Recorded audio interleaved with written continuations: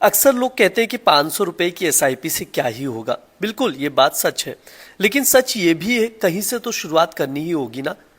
ये 500 रुपया सिर्फ एक अमाउंट नहीं है, बल्कि एक बेहतरीन फाइनेंशियल हैबिट की शुरुआत है। जब आप छोटी शुरुआत करते हैं तो धीरे धीरे आपकी आदत बनती है और निवेश की राशि अपने आप बढ़ने लगती है। आपको कहीं से शुरुआत करने की ज़रूरत है। मैं आपको छोटी शुरुआत का मैजिक समझाता हूँ, जादू समझाता हूँ। देखो समझ लो, आप पहले महीने 500 रुपये की एसआईपी शुरू करते हैं। जब वो धीरे धीरे आपकी आदत बनेगी तो आप तीसरे महीने से 1000 रुपये की एसआईपी करने लग जाएंगे, छठे महीने से 2000 रुपये की एसआईपी करने लग जाएंगे, साल शुरू होते होते 3000 रुपये की एसआईपी शुरू कर देंगे और 3 साल बाद हो सकता है 5000 रुपये की एसआईपी शुरू कर दें।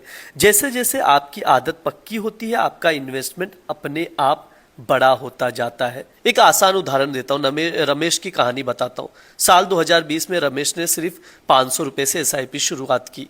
लोगों ने कहा इतने कम पैसों में क्या ही आपको रिटर्न मिलेगा, लेकिन साल 2026 यानी 6 साल बाद देखें, आज रमेश हर महीने 8000 रुपये की एसआईपी कर रहा है। यानी एसआईपी कैसे उसकी आदत बनी और इंक्रीज किया ये देखिए। अब उसका कुल जो फंड है, कॉर्पस है, 6.8 लाख रुपए हो चुका है। तो देखो, जो आदत सिर्फ 500 रुपये से शुरू हुई थी, आज वही रमेश को एक बड़ी वेल्थ बनाने की राह पर ले आई है। काम की बात यह है कि 500 रुपये की सिप दिखने में छोटी लग सकती, लेकिन यही छोटी शुरुआत आगे चलकर बड़े सपनों की नींव बनती है।